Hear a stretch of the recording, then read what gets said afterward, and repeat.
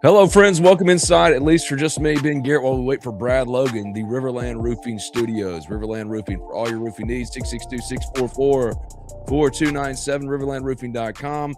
They've been with us for a long time, man, and they power everything we do here, as does B&A Bank and so many others who have just, man, been great to us, especially this year. So call B&A today, 662-534-8171, bnabank.com. Brad Logan will be joining me here shortly. He was on a work call, an actual work call. He's got an actual full-time job that he's got to do as well. Despite being the most hardworking man in this business, he also has his own work stuff he's got to get done. So he's gonna finish up a work call, then he's gonna join us. But welcome in, guys. And Ole Miss has had a big weekend. It's a big week ahead in the portal. The one and only transfer portal window runs from January 2 until the 16th. So this is the last week, and Ole Miss still has some needs left. Let's take a real quick refresher and look at where things stand today after the commitments of Deuce Knight and others. Here's the start of the list, and it's a pretty good list so far.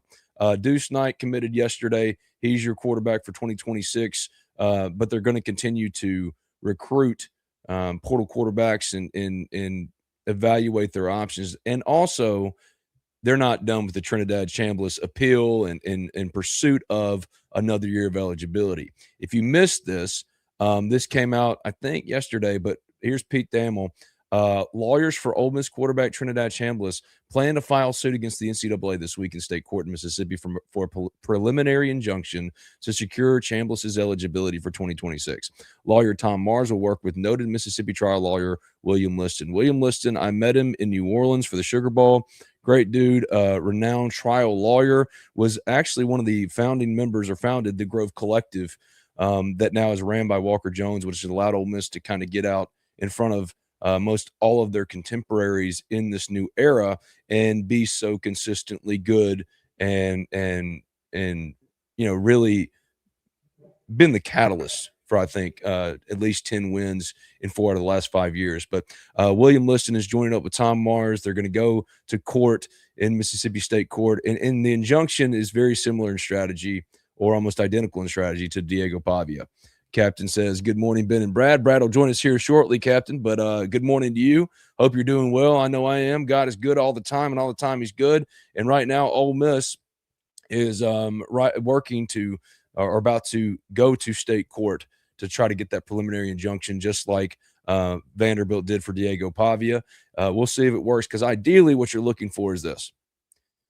You've gotten now Deuce Knight secured, committed. You win this court fight, Deuce Knight is the future for you whenever Trinidad Chambliss is done. If not, what a great fallback option it would be as far as a starter.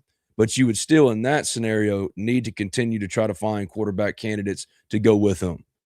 One I think that's already on the way is Walker Howard. If you remember Walker Howard, he was an Ole Miss quarterback that transferred out, former 5-star prospect that went to ULL this year, started for them, then got hurt, didn't get his job back. I saw him actually at the Fiesta Bowl with Caden Priestcorn, and Caden's brother is one of the other ones who recently committed. There he is, Brady Priestcorn. Deuce Knight committed, then Brady Priestcorn. Jonell Aguero, a safety from Georgia, who they expect to step in and start. Edwin Joseph, a safety from Florida State, really attacking the back end. But I saw Walker Howard and Caden Priestcorn at the Fiesta Bowl. Walker actually hollered out to me, and he knows what his role would be. He's not coming in here to push to start, but they need bodies in the room. So far, A.J. Maddox is sticking around. You hope that continues, because you can't count on Trinidad Chambliss, even though Trinidad Chambliss and his representation are fighting, for that preliminary injunction to allow him to play another year. Do I think that'll work? It worked for Diego Pavia. It's worked for others. I didn't think it would get to this point. Somebody asked me on the Ole Miss Spirit, omspirit.com, affiliate of On 3. That's that QR code that you see in your the top right corner of your screen. You scan that today, you get 50% off as a new member for an annual subscription. We talk about this stuff all day. And one of our subs on the Ole Miss Spirit was asking specifically about what it means, like Trinidad Chambliss and the plan and all this and what it looks like, and why, Ben, were you so confident the week leading up to the denial, saying that, well, I think Trinidad's going to get his waiver. Well, if you remember, throughout the whole time, most of my reporting was there's just as much a chance as he doesn't get his waiver as that he does, right? Now, a lot of people jumped on me about that. They said, "What do you mean the same kind of odds to not get it as to get it?" Because the case by itself was flimsy enough. I mean, look, tonsillitis and the mononucleosis that followed it, or at least the claim from Trinidad's camp, that's pretty flimsy. But my point was the NCAA has been blanket rubber stamping pretty much any case and allowing eligibility cases to kind of go forward without any type of pushback, and they didn't want the court fight. Turns out they do want the court fight. The court fight is coming. And the path of least resistance, in my opinion, was just to give the man the waiver, even though his case wasn't the strongest necessarily. But none of these cases are particularly strong. And the very next day, the NCAA granted one of these to a dude for his 7th year of eligibility. I don't understand what the NCAA thinks it's protecting. That's my biggest concern. It's like, who are you protecting by not allowing the greatest story in college football to continue? Instead, you nuked it. But for now, we know what? That Trinidad Chambliss, in his representation of Tom Mars and now William Liston from Oxford, trial lawyer, decorated trial lawyer, who helped found the Grove Collective. They're going to try to go get an injunction in state court. If that happens, your quarterback room is Trinidad Chambliss, Deuce Knight, A.J. Maddox. I don't know about the Oklahoma State transfer who transferred in last time. I don't know what his eligibility status is. I thought he had a little bit more left, but I don't know. We haven't seen him hit the portal. But Walker Howard, I think, is going to come back just to add somebody to the room that can help the front of the room, meaning either Trinidad or Deuce Knight to be the best versions of themselves. Because like I said on a podcast last week, I think you got to start thinking of backup quarterbacks in college like you think of backup quarterbacks in the NFL. It's less about a guy for the future, right? It used to be get your guy in here, develop him, and then when so-and-so leaves, this guy will take over, right? Now it's if something happens, can he get in there, step in there, and win games, knowing that he's probably not around for the future. If there's already a guy in place, if he performs in his place, he's going to take off. So Walker Howard could be maybe a potential just step in and keep the train running down the tracks, or A.J. Maddox, or definitely Deuce Knight. The goal still here is to get Trinidad Chambliss eligible and for Deuce Knight to now be the future of the program. And what a big future piece he would be as we bring in Brad Logan. Hey, Brad, what's going on, man? Morning, Ben. It's good to see you. And, I agree with everything that you just said. I think everyone's kind of looking at that Trinidad lawsuit / renewal of the waiver or the denial or whatever. But from everyone that I've talked to, I think the case is, I thought going in that I don't think Ole Miss was surprised by the outcome. I think they were just waiting for the outcome so they could get their game plan together to fight this. So a lot of this is not on Ole Miss. You can read between the lines with that. And so I do feel like that. I think personally that things are going to be okay with Trinidad Chambliss, frankly. And I think that it's just going to take a little time for that to happen. Yeah, and I think that's what Ole Miss that's how it's kind of operating as well. At May George's, here's a thought I had. Could Ole Miss have told DJ Lagway, who also visited along with Deuce Knight this weekend, that Ole Miss will try and have the Chambliss stuff resolved by the 16th? If he gets the waiver, Lagway to Baylor. If not, Lagway comes in and starts. I don't think that's the case. First of all, he was committed to Baylor, still committed to Baylor before he even came into Ole Miss. His dad is played at Baylor, as his alma mater, I should say. And what we were hearing, or at least Chuck Ronsville, my coworker at the Ole Miss Spirit, OleMissSpirit.com, affiliate on 3, scan that QR code above Brad's head, get 50% off an annual sub. He's hearing that that's not happening. Meanwhile, Deuce Knight is in the fold. You might be wondering why I'm wearing my Bears hat today. I'm a Cowboys fan, but the Bears won, and I've adopted them for this year's playoff run. So I'm going to enjoy it. I'm going to celebrate the Bears. But I think the DJ Lagway stuff was more exploratory for both sides, not just Ole Miss, but for DJ too. I think if this were a normal kind of process, like an NFL free agency or anything, he wouldn't feel the compulsion to or the pull to stick around with Baylor or honor something or whatever. But even then, I think, you bring in DJ Lagway to start or to push with Deuce Knight and say the best man win. With Deuce Knight, he can start for you, and you love him. Like Hugh Freeze told us on the pregame show before the Fiesta Bowl, he was the future at Auburn. He can be the future here. He could be the present too. He might not be quite ready yet, but what we do know is that Ole Miss and is fighting for Trinidad Chambliss, Tom Mars, now William Liston being involved. So, like, I think the where Ole Miss's approach is to this is very simple. Get Trinidad eligible. You got Deuce for the future, and keep the ball rolling. Yeah. You all very well said. I'd like to lean into something that kind of caught me a little off guard, and that was that Delano Townsend has entered the portal. Now there were a lot of comments about how Delano Townsend didn't grade out on certain instances with PFF, and I get all that, but I'm going to be honest. I mean, the Kentucky game when Delano Townsend came in, and that point forward, the offensive line shifted completely. I've been very bullish on Delano Townsend, so I don't know what the future is with him. I know there's some talk that maybe he wants to go back to Michigan. I know there's some talk that maybe there's some things along the way to where some other teams are interested. But, I mean, Carius Kern, Tyler Miller, there's some names out there, obviously, that Ole Miss is excited about bringing in to help on that offensive line. But I do think that is something that kind of caught me a little off guard. And I think everyone's kind of getting a little bit spoiled because Ole Miss almost has everybody coming back. I mean, obviously, Winnie Watkins in the portal, we learned, obviously, to no surprise that he's headed to LSU. But you look at Caden Lee, they're still a little bit out there with him. TJ Daugherty, don't have anything, firm on him. But everybody else, man, unless I'm missing somebody, or else they're going either to the league or they're graduating, is coming back to Ole Miss. So I think we're kind of getting a little bit spoiled with all the players coming back. But I do think there would love to be some resolution with Delano Townsend, whether that ship is gone. Obviously, with Caden Lee, that's kind of the biggest one out there that everyone kind of doesn't know.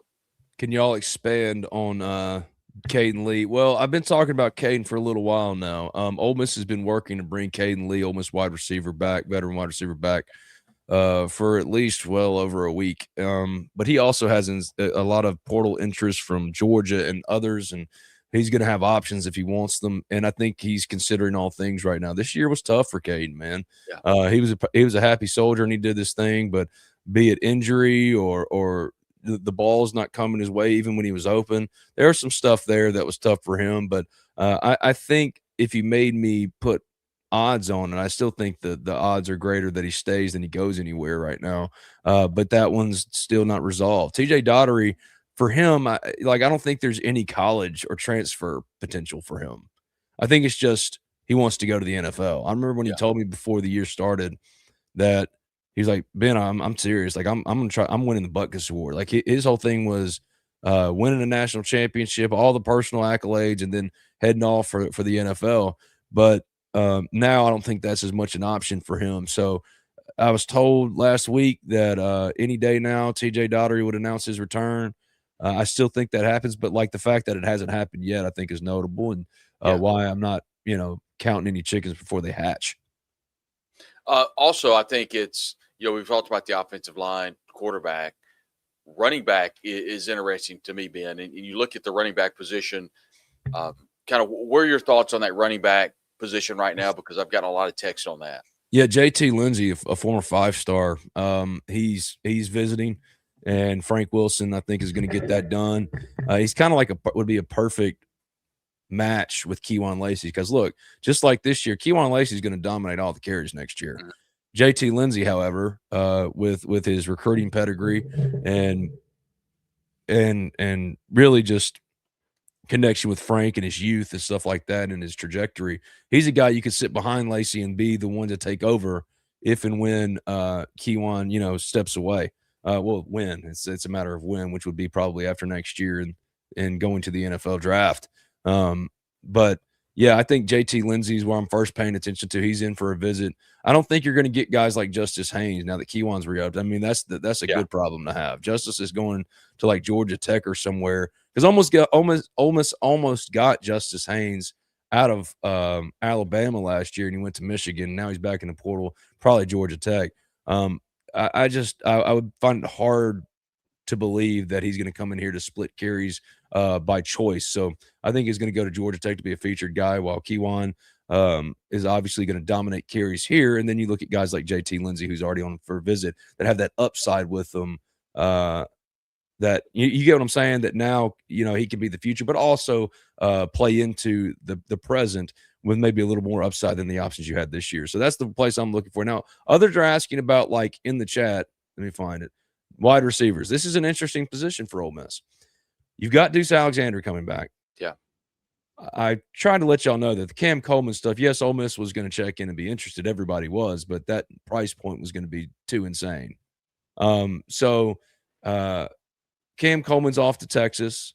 I've heard there's been some Ryan Wingo talk about from Texas about him getting into the portal. If he did, Ole Miss would be a real option there. But DeQuorin Moore is visiting Kentucky. I know Ole Miss had some real optimism about him, but now he's visiting Kentucky. Nothing's popped off there. I haven't heard much of anything about Gill, the Syracuse wide receiver, since he, quote-unquote, privately committed to Ole Miss days ago. I haven't heard of that one in a while. But you're already off to a strong start, and you don't need to forget about a couple of things. Number one, Deuce Alexander is about as good as most everybody else that you could get in this portal this year. He's going to be probably your lead receiver. Caden Lee, if he comes back, man, Winston Watkins went to LSU as we all said was going to happen. Yeah. Shocker. But Caden Lee, Ole Miss had already kind of prioritized, or not kind of, they had prioritized Caden Lee over Winston Watkins as far as retention efforts. So if you get that done, what a place to start, right? 2 of your leading wide receivers. You still got to replace DeZon Stribling and Harrison Wallace. Caleb Cunningham didn't play at all this year, and they have been like next year is the year for him, and he hadn't gotten in the portal. Says he's sticking around. When I talked to him twice, he ain't going nowhere. That is a big piece for next year, right? Don't forget about Dylan Alfred, who Ole Miss really likes a lot, who will be changing numbers from 84 to probably a single digit, because that's what happens for freshmen that get in here and develop and practice for a year, and now they're ready to play. But they need more, obviously. And right now, I don't see where the most pressing guy is, but they've got a lot of feelers out there, and that's certainly a position they want to address. Other positions they want to address, Brad, in your opinion, are what? Defensive back. And I think, with Ricky Fletcher entering the portal, you almost trade out when you get the commitment for Florida State transfer safety Edwin Joseph. And he's going to be a good one. He's someone I think that Ole Miss is really excited about. But the defensive backfield is one to where Chris Graves Jr., another one entering the transfer portal. So Ole Miss has got some question marks in that defensive backfield. Well, they've also addressed that, because I want to touch on something. You mentioned Delano Townsend. Now, Delano was really good for Ole Miss. He stepped in for P.J. Wilkins in Kentucky, didn't start the first 2 games, and then took over, and Ole Miss's offensive line was different the rest of the way. I think Ole Miss wanted to keep him. I do. But I also think that, like, when you add guys like Carius Kern, who you're telling, like, you pay a pretty penny to get in here, and you're not paying him to be depth. You're paying him to come in here and start, and you prefer him as an interior offensive lineman. Well, Patrick Kudus is starting. That's not going to change. So for Delano, it's like, I'll just go start somewhere else rather than have to deal with the added competition of it. That's the give and take of the NIL era. Someone asked in the chat about Jace Matthews and talking about wide receivers. Jace had a very major injury in his senior year of high school. His number one and only priority right now is getting back healthy best he can. So I don't know. I'm not counting on Jace Matthews for next year. Maybe I'm wrong on that, Brad, but I'm just not. No, I think there's some opportunities for other people there as well. Kind of sliding back to defensive back, someone I'm interested in is Georgia transfer safety John Aguero. 80 tackles, 7 pass breakups, and 1 INT over 3 seasons. So that's someone definitely to kind of be looking for. But yeah, the defensive backfield, Ben, is one that was picked on some, obviously, with Kapina Gushikin down the stretch. Ole Miss, had some struggles there. But, with those 2 coming in, the Florida State transfer and the Georgia transfer, that definitely some added depth. But you've got some players that are leaving with Ricky Fletcher and Chris Graves Jr.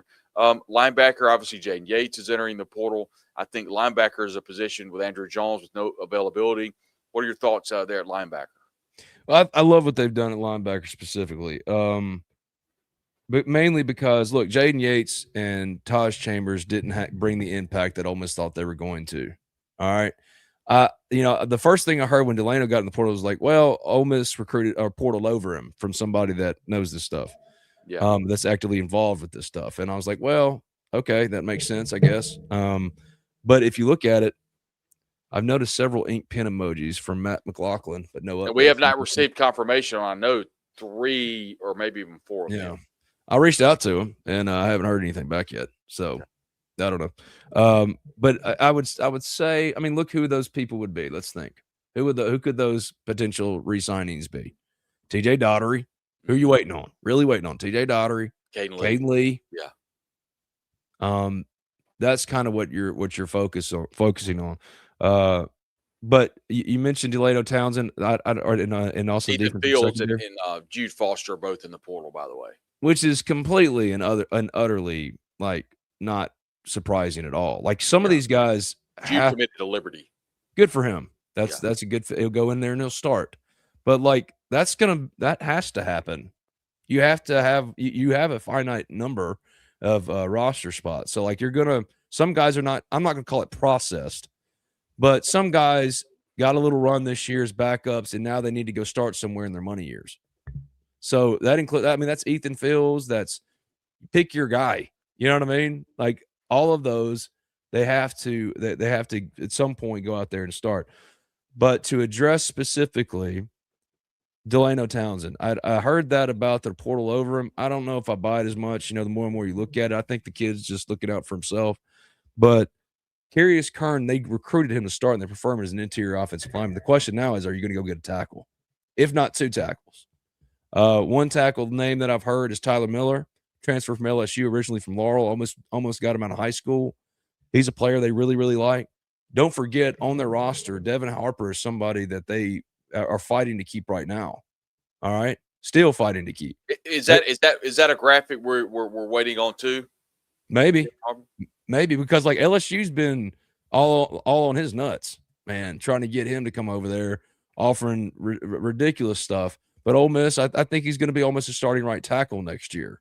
You do need at least one, ideally 2. You have the interior taken care of. And also Connor Howes is a guy that Ole Miss was really excited about as a true freshman last year that has been able to develop for a year that could very well be ready to start. So there are some guys or some names that we're not talking about enough that are important potentially for the makeup of next year, 2 of which being Devin Harper and Connor Howes. Yeah. And they're fighting for Devin Harper right now. I mean, they're still like, that's the thing. What you're going to see for the next 4 days is even guys you have committed, man, it's just going to be a fight to hold on and because they're going to, well, you were offered so-and-so by so-and-so, but we'll offer you this in a guaranteed starting spot. That's happening. Chris Jones at Southern Miss, man, I would like, he's one that Ole Miss is going to, if it wants to keep it, I have to make a decision, but like he's already been offered more money than what Ole Miss was offering, right? Now you're talking about contract stuff.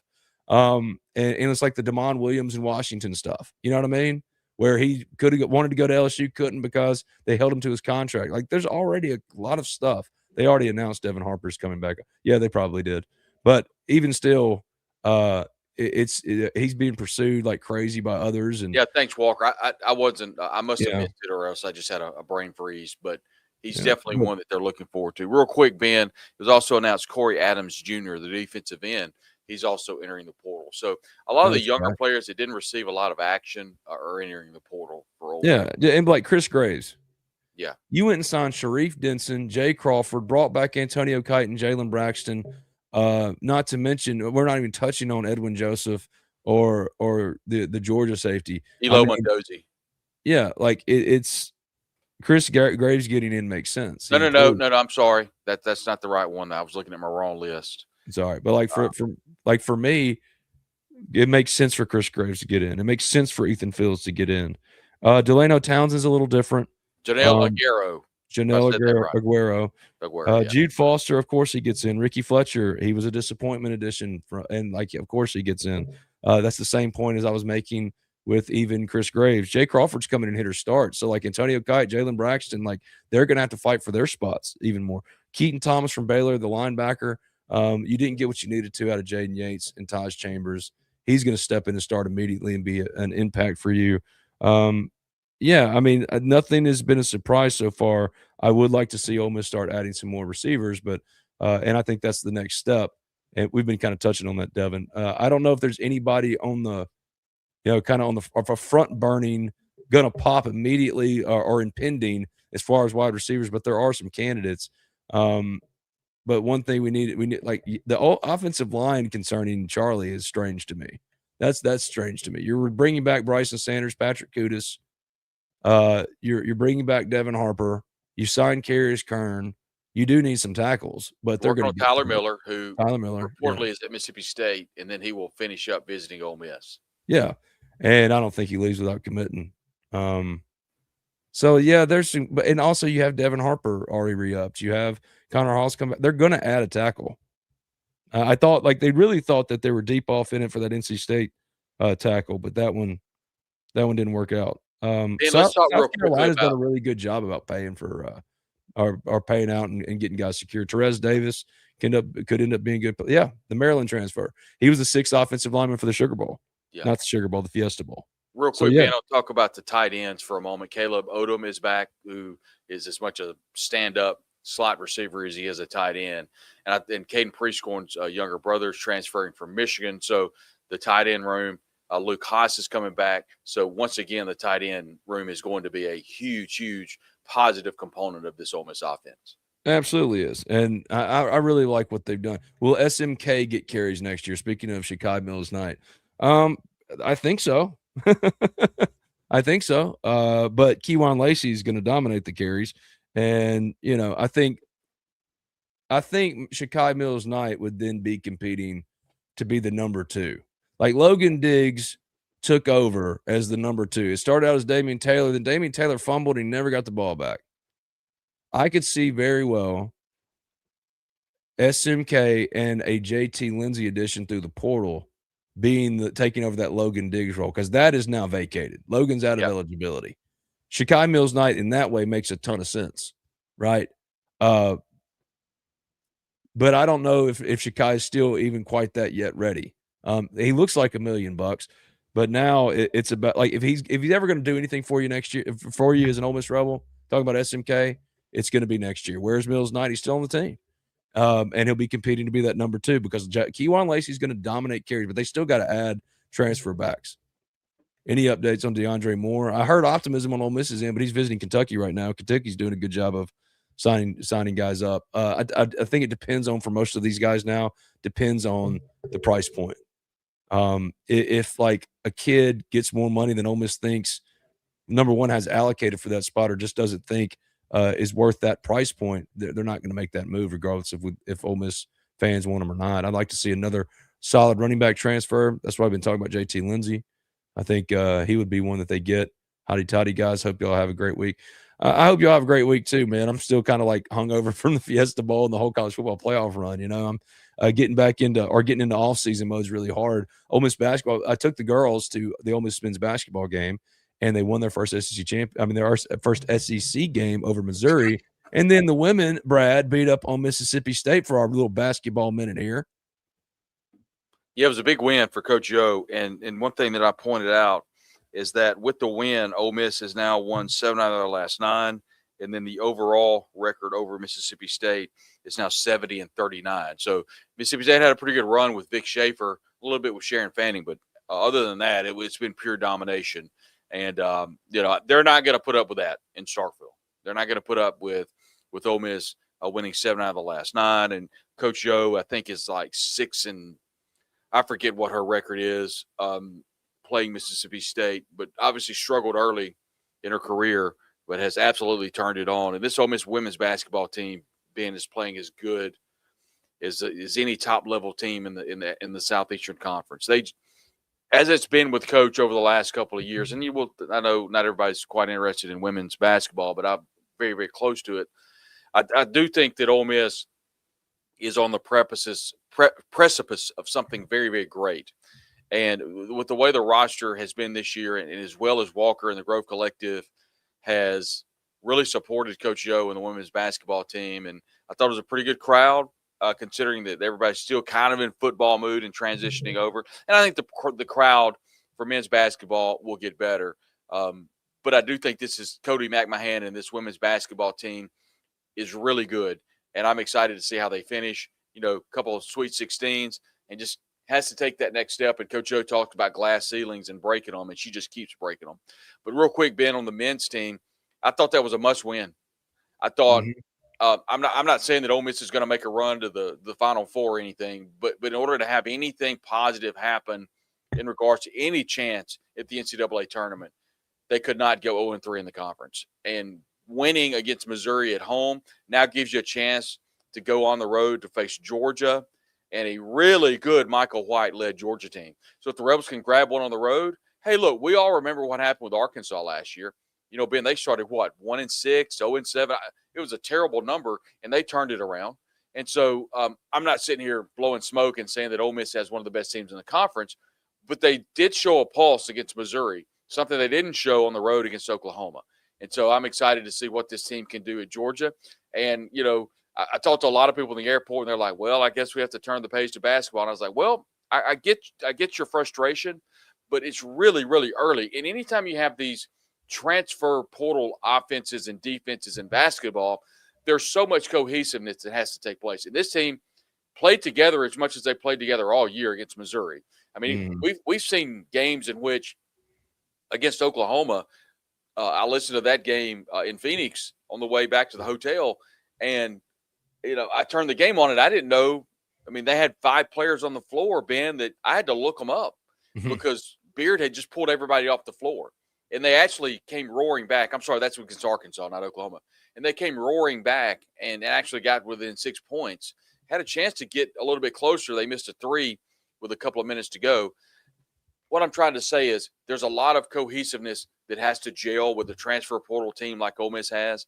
And I think they're finally kind of coming together, and it's good to see because they need to do it sooner rather than later. My guy at Ole Memes, Nebraska quarterback Dylan Raiola just committed to Oregon. That's something that had kind of emerged as the likeliest outcome over the weekend. Dante, more eyes on him. I figure he'll declare for the NFL draft, but even if he doesn't, interesting fit for Dylan Raiola at Oregon. And then as far as Ty Simpson, according to Nick Kelly, of quoting AL.com. Yes, Nick Kelly of AL.com.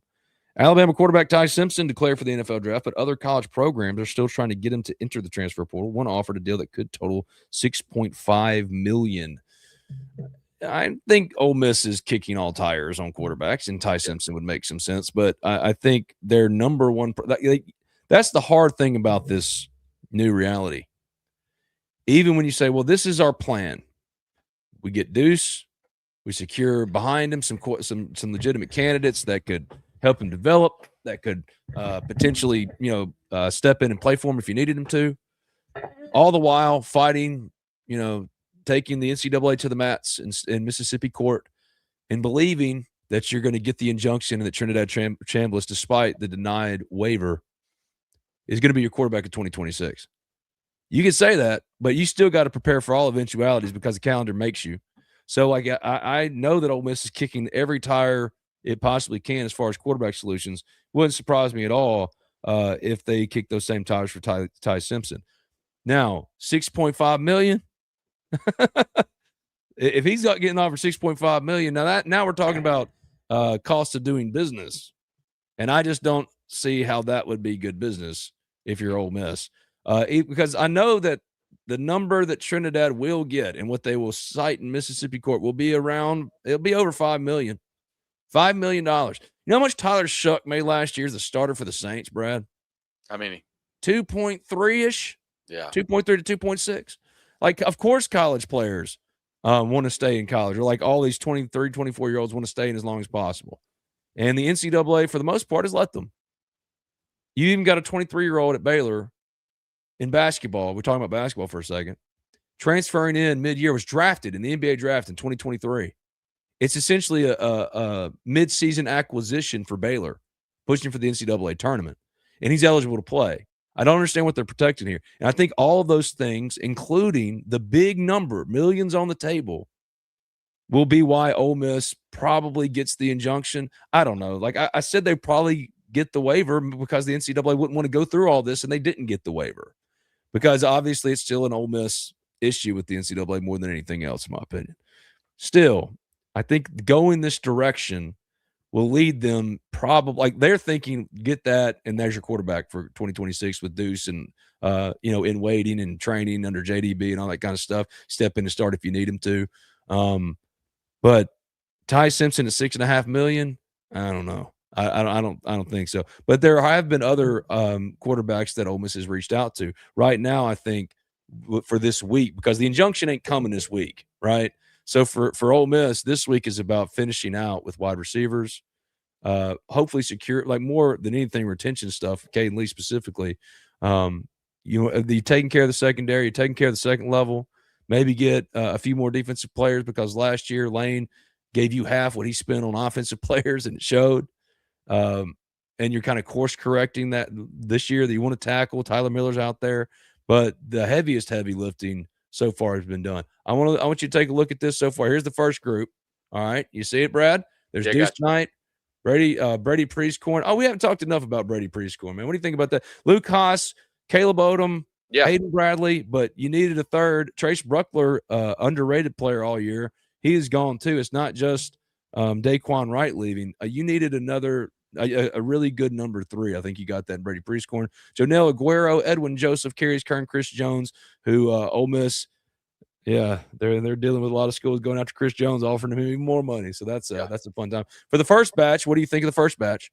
Yeah, we talked a moment ago. I think the tight end room is going to be a huge strength on offense with Priestcorn getting him and obviously having that family aspect of his brother Caden was such a great player for Ole Miss. So getting him out of the portal in Michigan, along with Caleb Odom. And what I liked about Bruckler is he was a really good blocking tight end. So we'll have to see if maybe Hayden Bradley can maybe fill that role. But having Priestcorn, who's a great pass catcher as well, I think really just jumps out. And, we've already talked about the defensive backs that are already committed. And, I mean, you got to stave off everybody coming after all of these players committed to Ole Miss. But I want to real quick talk about what Eric Jernigan just said. The NCAA doesn't have much of a leg anymore, but I'll say that's true, Eric. But what they're doing is they're causing a whole lot of trouble. A lot of trouble because Trinidad Chambliss can't make a decision. Ole Miss is having a hard time with their portal quarterback situation because while I do think that Trinidad will be the quarterback for Ole Miss next year, nothing's 100%, and you're having to deal with the NCAA being that gnat that's just flying around your head that you can't hit, but it keeps landing on your forehead, and you need to move forward. And it's just so problematic. And I agree with Eric. So I think that leads to so many uncertainties with the quarterback position because right now is when you need to move. If Ole Miss knew for a fact and had no problems and Trinidad Chambliss was going to be the quarterback, then so many decisions could be made immediately. There is some uncertainty there. So that's something to worry about. But as for the list that you just popped up, there are a lot of great names on that. And like you said about Southern Miss, coming hard after Chris Jones and other programs are coming after. Ole Miss is certainly committed players. But here's the thing too, Ben. Ole Miss could not be in a better position financially, along with Walker Jones and the Grove Collective working with the university. Ole Miss is a well-oiled machine when it comes to portal acquisitions, and the NIL world is in Ole Miss's hands. So I feel very good, and I think Ole Miss fans can feel very good about where Ole Miss is standing with the current role of NIL. And I agree with KPU, Aguero to play some linebacker type roles. That could be a possibility. Remember, with Sunter and Perkins coming back, the stand-up defensive end, along with playing at linebacker. Remember, J.J. Todd Chambers kind of didn't live up to what Ole Miss wanted them to be. They're in the portal, so Ole Miss has some work to do at linebacker as well. Yeah, you're this one. We need to get some sure tacklers in the mix. That's Keaton Thomas, Kevin. Keaton Thomas from Baylor. That's exactly what he was recruited tackle to do. eater, and that's what you need. Yeah, right beside you think will be TJ Daugherty, but we don't know for sure. But let's go through it real quick. Michael Borio from Florida, defensive tackle. Jaheim Otis, defensive tackle from Colorado/Alabama. Sharif Denson could be a move piece in the secondary, a lot like Jalen Braxton early on, can play some corner, can play some safety. Jonathan Maldonado adds some real juice off the edge to pair alongside Prince Willie Monmiela and Santerre Perkins. Could possibly get some more pass rushing opportunities because of the addition of Keaton Thompson. He had to be in coverage pretty much all year, and now he can actually get back down on the line of scrimmage a little bit more because Ole Miss has some more horses, specifically Keaton Thompson at the second level. Jay Crawford, Hugh Freeze said it to us on the pregame show for the Fiesta Bowl. Man, he'd be shocked if that kid doesn't step in and start. He was an absolute superstar NFL corner for them at Auburn, he said. So that's one you expect to come push immediately. Your returning starters, Antonio Kite and Jalen Braxton. But this year, both of those guys dealt with their own type of injury deals. For Jalen Braxton, it was getting over an injury that bled into the season that he got better as the season went on. Antonio Kites, he got banged up. And Ole Miss just didn't have the depth it needed, didn't have the horses it needed. Chris Graves gets into the portal, had a better year, but Ole Miss feels like it's added or gotten players that I don't want to say portaled over, but that's what I'm saying. Got portaled over. Otis is the sleeper transfer, according to Travis. Yeah, he didn't do much last year, but I've heard he's the next Mount Cody for 4 years, and he's coming to Ole Miss for 4 years. So it's time. It's put up or shut up time. And under Pete Golding, I think it makes the most sense. Pete absolutely loved that kid coming out of high school and has loved him ever since. So it makes a lot of sense to bring him in and be the one to try to unlock him. Was Kite dealing with the same injury or different injuries? Mostly the same injury. It's the hamstring that really held him back a lot, more than anything else. No matter how good we get, it's hard to play the teams, media, and refs. I've kind of changed my mind on something, Brad. Mm-hmm. All right. After the game, I'm not saying they lost because of non-call and defensive pass interference on the last play. That's not why they lost. They lost because they got bullied. Yeah. They lost because they got physically dominated. Yeah, they got physically dominated by a more physical team than them in Miami. But what I said in the post game was you're never going to get that call for defensive PI. The more and more I've seen the replays and watched it and talked to people and thought about no, even and when an SEC official brings it up to you in the post game, you start thinking on about it a little bit longer. He's like, "Is that not defensive pass interference?" Yes, it was. That wasn't a Hail Mary, and Ole Miss would have gotten the ball at the 1 yard line with an untimed down to give it to Kejuan Lacey. I like Ole Miss's chances to go win that game. So that's not the reason they lost, but I've changed my mind on that. Yes, that should have been called defensive pass interference. Yeah, I mean, I was right in it, man. And I've shared the video on social channels. I've shared it with you.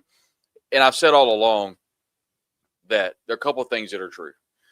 You talk about that defensive pass interference, holding in the end zone at the end of the game.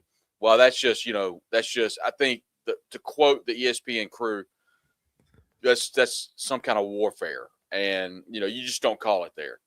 Then what's the point of having a foul if you don't call it at only certain points of the game? That's my thoughts. Yeah, it's either foul or not.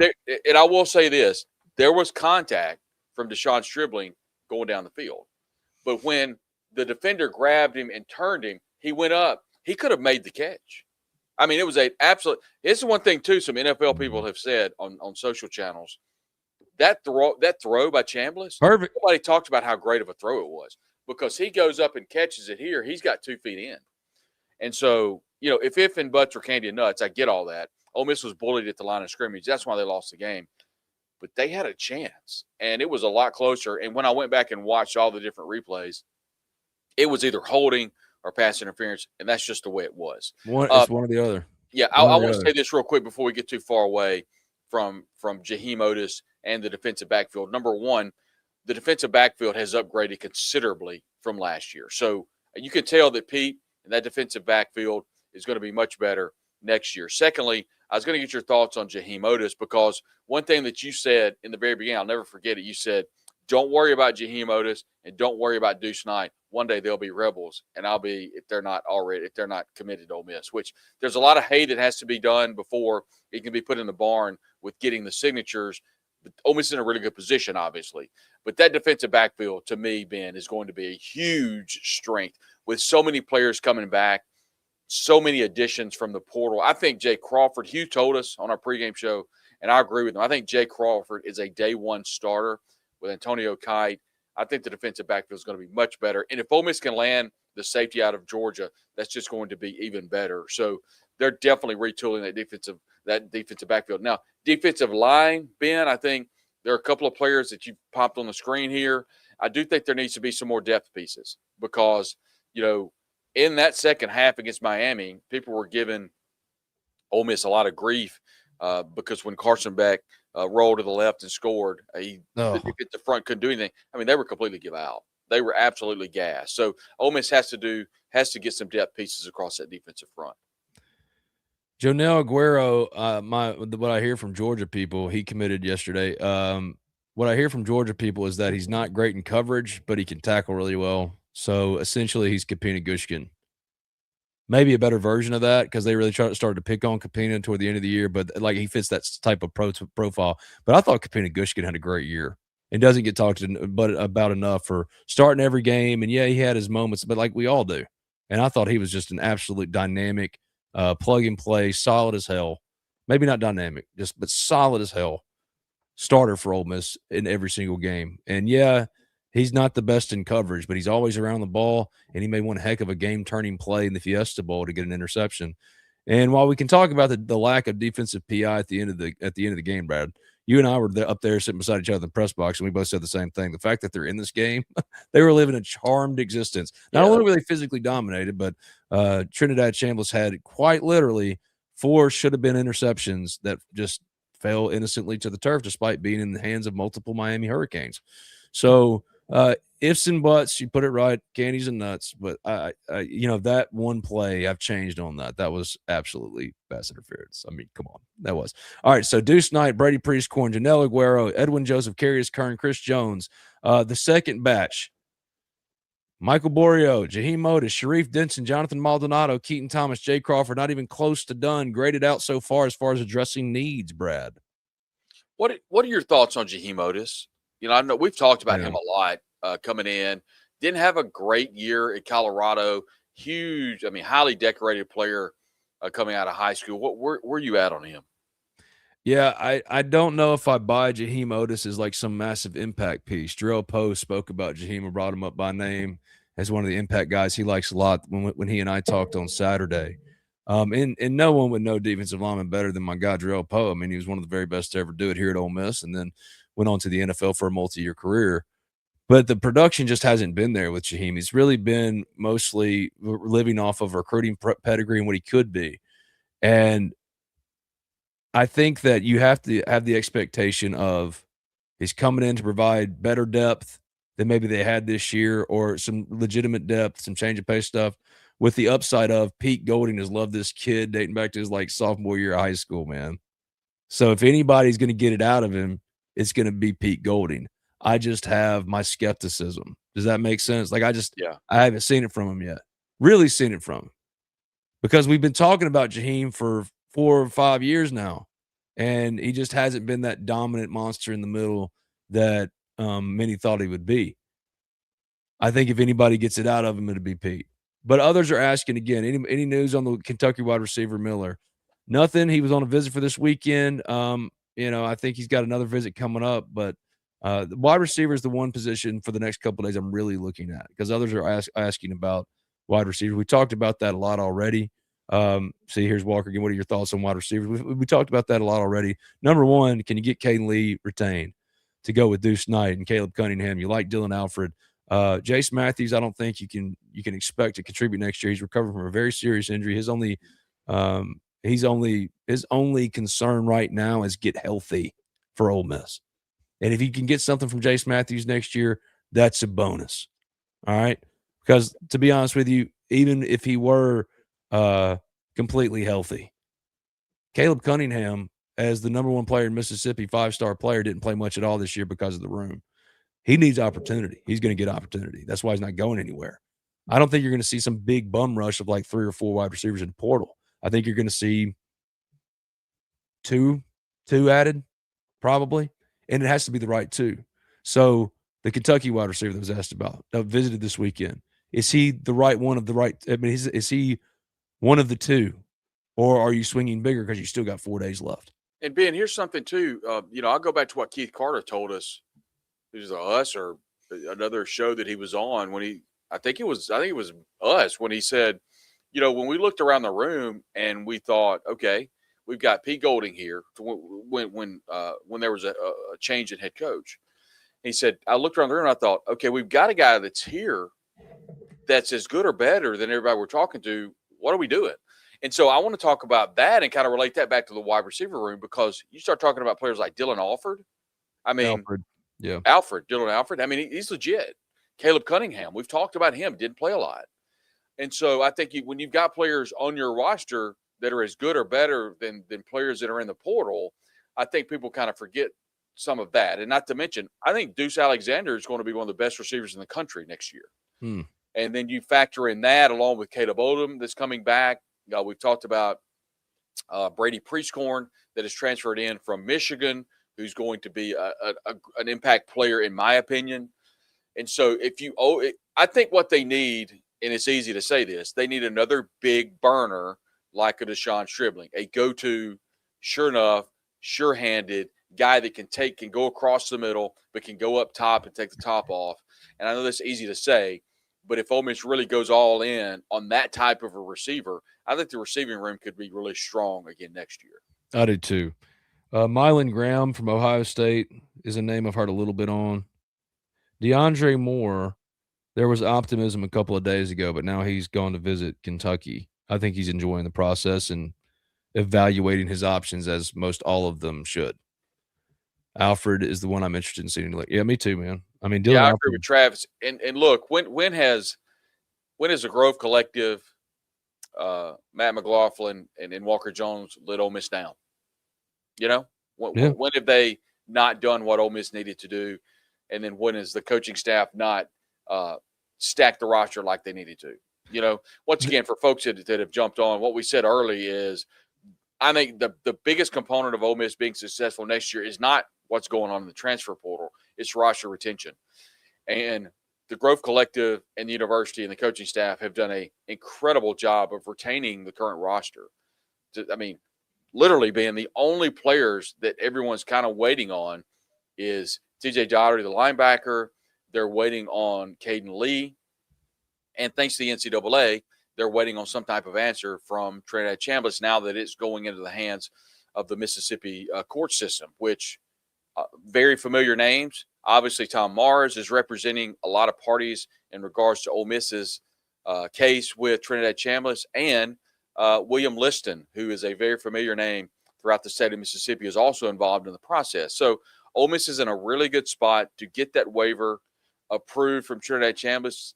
I mean, I wouldn't think the NCAA would want to go to court with this, but once again, they're being just kind of like that fly you can't snap that just keeps buzzing around your face. They're just making life difficult for Ole Miss. And I do think in the end of the day, Trinidad Chambliss is going to be the quarterback for Ole Miss. And, we've had a lot of questions about quarterback play and what Ole Miss is going to do in the portal for quarterback. Ben, you've talked about some players that Ole Miss has kind of been on in regards to quarterback. But I think with Deuce Knight in the fold, everybody's really excited about him. And then you've already got A.J. Maddox, who has got a very, very bright future, I do believe, at Ole Miss. And then if you get Trinidad Chambliss, then things are in good shape. But I do think Ole Miss is going to add a component to that. You've talked names like Walker Howard, who has been at Oxford before, who left and went to Lafayette, a name that could come back. And other roles, as I think you made a good point, the roles of SEC quarterbacks are very similar to NFL quarterbacks. Now, you have to have people that can get reps in case there are injuries and that sort of thing. So quarterback room is definitely one to follow over the next couple of weeks. All right, Keaton Thomas and Chris Jones are my two keys to the portal, according to the Rasher Show. Big time gets who are tackling machines. I agree. Chris Jones right now is trying to get poached by other schools though with more money. Yeah. So we'll see if Ole Miss can hold on to him. I want to throw a name out. Contract that he signed, that'll be interesting. Yeah, I want to throw another name out there that I think is going to be a tackling machine. That's Jonathan Maldonado from Nevada. I really like from what I've seen in my very limited knowledge of watching tape, if you will. But I did go back and watch some of his highlights. And he looks really, really good. Darnell Gill would be a great pickup to replace Stribling, what M.A. Georgia says. I agree, Ben, and we talked a little bit about Darrell Gill.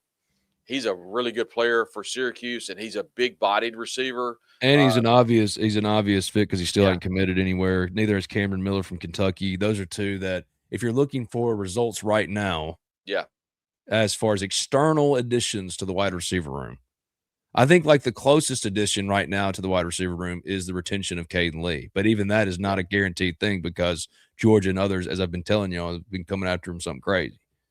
But if you're talking about external options, Gill and Cameron Miller from Kentucky certainly make a lot of sense. But I'm going through some other names because there were a lot of other names early on, one of which was somebody asked about Isaiah Horton. Ole Miss almost got Isaiah Horton out of the portal last year. Now he's committed to Texas A&M. I don't even think they really had that much interest in him this year. Not to say he's not going to be a good player. Or Mbakwe from Alabama. They really wanted him to come in and be a good wide receiver for them. They thought he was a lot like Kayshon Boutte for the Patriots now, played at LSU. And they thought they were gonna that they were gonna pull that one off. The problem is that Georgia Tech offered him to play both ways. Ole Miss only was recruiting him as a wide receiver. Correct. They offered him cornerback. Yeah, they said you can play both ways. So, hey, if the money's even, I can still do what I want to do by all means. But Gill, like the fact that Gill hasn't been announced yet, or he hasn't announced anything when he's been quote privately committed for days, that's a red flag for me because it could mean that just like with Jeremy Scott, who's originally from Callaway, transferred from South Alabama, Ole Miss talked to him. He ends up going to TCU. Do I think Ole Miss passed on him per se? No. But do I think they pressed him to get him? And do I think they pressed him knowing that if they could have, they'd probably get him? I don't think they did that either. You know what I mean? Yeah. So, yeah, and you're seeing that not just with him, but with others as well. There's another name I was going to – Perry Thompson, the Auburn transfer wide receiver. Ole Miss was hot after Perry Thompson right when the portal opened, and it felt like that one was kind of an impending thing. Now he's at Minnesota. Where they end up – like Minnesota's a good program, but like if he had ended up at LSU or something, you're thinking, well, they missed out on him. Maybe that's more of an evaluation thing. I think the only receivers they've really missed out on, Jace Brown, they said that they wanted Jace Brown, and he went with Lane and LSU from Kansas State. That happens. You're going to lose some. But I that's the position for the next couple of days I'm specifically going to be paying attention to because everywhere else except for offensive tackle, they've done a pretty bang-up job of filling their needs. Now, they do need another running back. I think JT Lindsey will be one of those running backs, if not the first of a couple. But I received a text. What about Traylon Ray, the wide receiver? How is he? Cornerback, man. He's a cornerback. Yeah, Unless they move him to wide receiver. Like he was strictly a cornerback. They love the ranginess of him too. But now with all the additions in the secondary room, because they didn't close the book on Ray playing cornerback again in the future. You know what I mean? Like I don't think that's done. But now he is primarily a cornerback. That's a good question though, because somebody asked that on the board, and I'm like, we need to ask Pete that. Next time we talk to him, because that's a big piece. Traylon Ray, man, he put up like 500 yards year before last at West Virginia as a wide receiver. Yeah. He loves his ball skills as a cornerback, but now, man, the one position you hit the hardest in the portal is the secondary. Now that you got to need a wide receiver, he's a look because like the only reason Traylon Ray didn't play to begin with was because he was hurt. He was running with like the first and second team whenever he was out there as a wide receiver, especially in the spring. He just got hurt, Hey Ben, what do you respond to? And once again, this may open up a can of worms, but that's kind of what we do. To people that say, "Welcome back to Earth, Ole Miss." It's over. The run is over. Your time has run out. The slipper doesn't fit anymore. You're just Ole Miss. How do you respond to that? I say it's a bunch of hogwash, and it doesn't matter. And you are what your numbers say you are. Math doesn't lie. And Ole Miss has won 10 or more games in 4 of the last 5 years. Well, Lane was the head coach. You're absolutely right, and that's what we'll see if it's new or not. But like that's pure conjecture and nonsense. We go based on the hard cold facts. The hard cold or the stone cold facts. The stone cold facts are what? Ole Miss was one of the final 4 teams remaining. They were a single possession away from being undefeated because honestly, both of their games they lost by single possession. Yeah. So total points was what? What did we determine total points was? It was 8 plus 4, so 12. Yeah. And then not to mention the fact that I think they've passed Alabama for the most wins in the SEC, second most wins in the SEC, only behind Georgia since 2020 for the last 5 years. At what point is a sample size no longer a small sample size?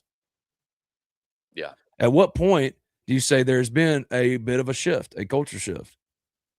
Emblematic of that culture shift, which is parity reigns in college football, is Ole Miss, who has been among the risers that have been the most consistent, if not the most consistent. So for me, I think it's nonsense. And I'm with Marlon Wilson. One word, Indiana. Well, Indiana's a little bit different structurally than Ole Miss is. Not they don't have more money or anything, but like they just take a bunch of dudes that should be undrafted free agents. They're like a bunch of 24 and 25-year-olds beating the shit out of 18 to 19-year-olds. It's a brilliant strategy. But also, like Ole Miss is producing, like they're doing the whole, I don't know. Indiana's the class of the pro, like they're the class of the NIL era, and you're absolutely right. These days, saying going back down, well, Indiana, like who was the Final Four this year? You know what I mean? Like Miami, who's been down for 20 years. Ole Miss, who hadn't won a title since the 60s. Oregon, who, despite having the coolest uniforms and being there, hadn't won a title ever. Indiana hadn't won a title ever. What are my thoughts? I think Ole Miss, at least through the work they've done so far, yeah, Pete Golding's a question mark because he's not Lane Kiffin, but dang, he got two things Lane Kiffin doesn't: playoff wins, including the win over Georgia. So, I think Ole Miss can only feel good about its positioning now, and what is true right now is it's one of the best positioned and consistent programs in the country. That's what I think. What are your thoughts on Pete calling plays next season? He's going to end up giving those up. All head coaches do. Mm-hmm. You just have to. He could say, well, I'm calling defense. No, you're not. Not if you're the CEO. I don't know if he's going to trust Patrick Toney or B. Brown to do it, but yeah, I don't think that's a long-term thing you can do, dude. I just don't. Do you think it matters?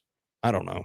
I mean, he's going to be on the headset. It's like, people saying that Lane called plays, Charlie White. That's right. It was a collaborative effort, and it'll be a collaborative effort defensively. I think Brian Brown up top, along with Patrick Toney, and then Pete on the ground. I mean, we on the sideline, and we asked TJ Daugherty about that, and he smiled. He's like, man, we like it because he specifically said one particular second down timeout or something against Tulane, and he was able to actually talk to Pete about it, and then that next play he went in the game and they made a nice play, whatever. He really liked that. I think that's just more eyes and ears. And that Patrick Toney relationship goes back to Southeast Louisiana, Ron Roberts.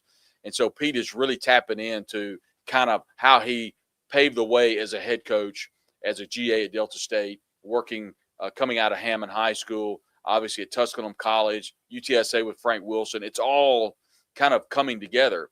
And this is another thing, too, is, I told you, Ben, on one of the shows that we did, Ole Miss needed Pete to check a lot of boxes, and he checked all of them except winning games. And he's checked those two boxes by beating Tulane and beating Georgia in the Sugar Bowl. And that's the conversation I had in the different airports I was in, as fans would come up and, want to talk about the season, that sort of thing. Is the pretty much the collective conversation was, wow, what a season. Would have loved to have beaten Miami in the Fiesta Bowl, but I hope no one forgets about that moment of jubilation of beating Georgia in the Sugar Bowl, tapping into the roots of the 1960s and 70s, and kind of remembering all of the days of playing in the Sugar Bowl, playing in New Orleans, and not allowing the loss to Miami in the Fiesta Bowl to overshadow. And I also had a conversation with someone at Ole Miss that said, the only thing that could have been any better than beating Georgia in the Sugar Bowl the way that it happened in front of 40, 50,000, whatever Ole Miss fans, is winning the national championship. So that euphoria that Ole Miss fans had and the coaches and the players had at New Orleans, I don't think could have been topped. And that would have been against a really good Indiana team down in Miami, and that would have been a really tough ask to go down there and win. But I think all Ole Miss fans would have loved to have tried that. But I don't want fans to get too bogged down in how the season ended to forget the euphoria that happened in New Orleans, because that was a sight to see, Ben. That was a lot of fun down in New Orleans, and I think that's something you can build upon. But I want to follow up and just say that this is not the same Ole Miss. This is a much different Ole Miss because of the world of NIL and rev share and that sort of thing. Ole Miss is in such a good spot with that. They've been at the advent of the front of that throughout the entire the long-standing everything we've seen with NIL, and Ole Miss has done a terrific job at being at the front of that. So, yeah, it's not the same Ole Miss.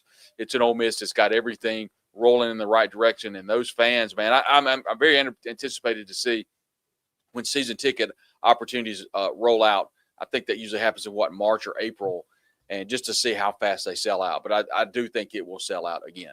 All right, well, I'm going to get us out of here by knocking out a couple of things. For those that got in late to the chat, they're asking about Trinidad and wide receivers, and that's really what we've talked about ad length here on Talk of Champions, powered by Riverland Roofing and others. That QR code above Brad's head is for the Ole Miss Spirit. OleMissSpirit.com, FITIV on 3. Scan it. New members get 50% off. Y'all responded so well to the playoff run special for 50% off new subs, or annuals for new subs. They kept the thing going. So scan it, join us, and we talk about this stuff all day. You can ask these questions, not just hang out with us for an hour on the podcast. Come join us at the Ole Miss Spirit, man. We'd love to have you. And we talk about this stuff all day, every day. Is Trinidad come back? Well, if they get that injunction like Pavia did, yeah, you just got to get the injunction. Yeah. You get the injunction, then that allows him to play regardless. So we'll see that next step, that next piece of it. I don't know if he comes back or not. It's certainly a massive blow, a killer blow, to be denied the waiver when the easiest path of least resistance would have been just give it to him because you're not harming anybody. And there's been way flimsier cases than tonsillitis turned into mononucleosis. Mono. All right. So I don't know if he's coming back or not, but now what you're going to say, like that they're going through the process of filing for an injunction in Mississippi State Court with William Liston and Tom Mars tells me, yeah, I mean, if they get the injunction, he'll be back. But I don't know what the likelihood of that would be. Is this a rumor? Because I heard that Ole Miss offered Tyson some money to transfer to Ole Miss. Somebody in the chat earlier said they heard $4 million. I hadn't heard that number exactly, but Ole Miss was willing or is willing to pay Trinidad Chambliss over $5 million. So would you pay for Ty Simpson if you knowing that you're not getting Trinidad back? That certainly seems plausible to me. You have to cover all outcomes and or potential eventualities. So, like, I could absolutely see that. I haven't heard that, verified that myself. But sure, Ole Miss is considered. I mean, they've talked to every quarterback of consequence. Early on, there were some Aiden Chills rumblings I was getting, right? There was some Bo Prabula stuff. And I think there's still some options if, like, at worst, you have Deuce Knight in the fold now. He can start games for you, right? Like, that's the number one thing. Do you have a starting option in your room? Well, now you do, because currently not in your room is Trinidad Chambliss until he gets an injunction. Currently not in your room is a Ty Simpson. You had to get one, and at least you got one with 4 days left because this is the only window. It runs through the 16th. And this is a former 5-star that Ole Miss believes can step in and start and be the future for them. Ideally, it'll be Trinidad Chambliss as the starter next year with Deuce Knight as his number 2 and becoming the guy the next year. But if it's not, at least he went in his one start last year as a true freshman for Auburn, went in there against Mercer and went for 6 tutties on 15 to 20 passing. So there's upside there. Now the question is, how likelihood is the injunction? Sam Levitt to LSU. There you go. Yep, just announced by ESPN. Also, by the way, there are reports that Ole Miss offered $4 million. I don't know where the reports are coming from, but multiple outlets are reporting that. For Ty Simpson, by the way, Miami $6.5 million, Tennessee $4 million. So that's where that stands. At the end of the day, Ole Miss just needs that okay on Trinidad Chambliss and move forward. Hey, good for Sam Levitt. I hope it works out. We're an Ole Miss podcast, and Ole Miss waits for an injunction for Trinidad Chambliss while loading up on defensive additions in the secondary. It's going to be LSU and Ole Miss in the top 3 probably together as far as transfer portal classes, as it was always destined to be. This has been Talk of Champions. I've been Garrett at Spirit. Been on Twitter. He's Brad Logan at Brad Logan _COTE. At Brad Logan COTE. Did I get it there? All right. I finally figured it out, and then I just lost it again, you know. And we want to say how much we appreciate all of you. So many people came up to us in the airport that enjoyed our pregame show. Thanks to everybody that joined us for the pregame show, and all of our sponsors that sponsored all of our content from Phoenix. Thank you all so much. We appreciate all of you and excited about some things to come too. Yep, and I'll be back with another show tomorrow. I hope Brad's with me. If it's not Brad, it'll be someone else. Travis says you'll get it one day, Ben. I don't know. At Brad Logan COTE. Did I nail it? You got it. I nailed it. Mine's very simple. It's at Spirit Ben. But more importantly, the Ole Miss Spirit. OleMissSpirit.com and affiliate of On 3. That QR code above Brad's head. Scan it. Join us. 50% off new members. 50% off an annual subscription for new members. We do this all day, every day, not just for an hour on a podcast where you have to sit here and beg for scraps. Come to the Ole Miss Spirit and hang out with us. We'd love to talk to you all the time. Thank you, Brad. Maybe tomorrow, probably later this week, Brad will be back with me. Enjoyed our time together at the Fiesta Bowl, friend. Always. Unfortunately, didn't get a win. But, hey, look, the show rolls on. The show rolls on. We'll be here every single day, especially as Ole Miss goes through this portal chaos. I'm Ben Garrett. He's Brad. See you, folks. Bye-bye. Bye, buddy.